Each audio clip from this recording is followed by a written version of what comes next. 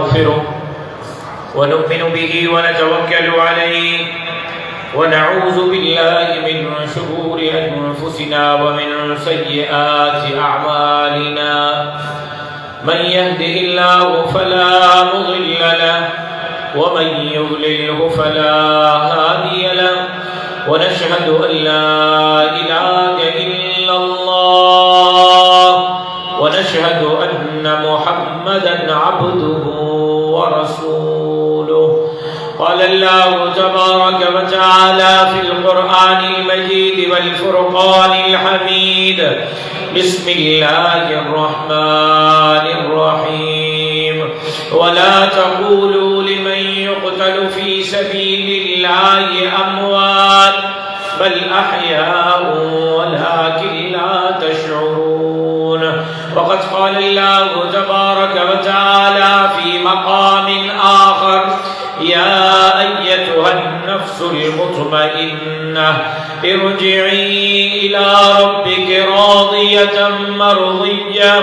فادخلي في عبادي وادخلي جنتي وقد قال النبي صلى الله عليه وسلم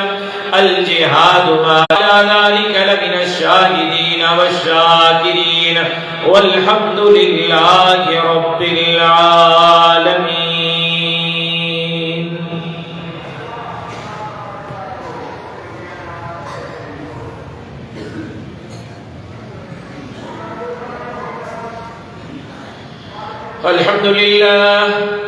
الحمد لله علي الذات عظيم الصفات سميع السمات كبير الشان جليل القدر رفيع الذكر مطاع الأمر جلي البرهان فخيم الاسم عزيز العلم وسيع الحلم كثير الغفران جميل الثناء جزيل العطاء مجيب الدعاء عميم الإحسان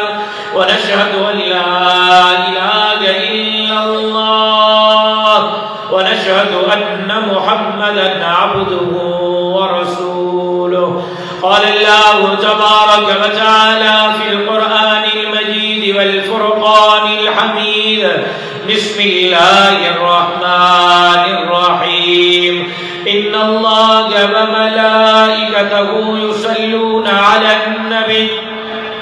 يا أيها الذين آمنوا صلوا عليه وسلموا تسليما اللهم صل على محمد وعلى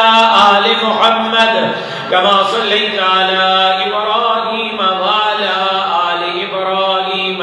إنك حميد مجيد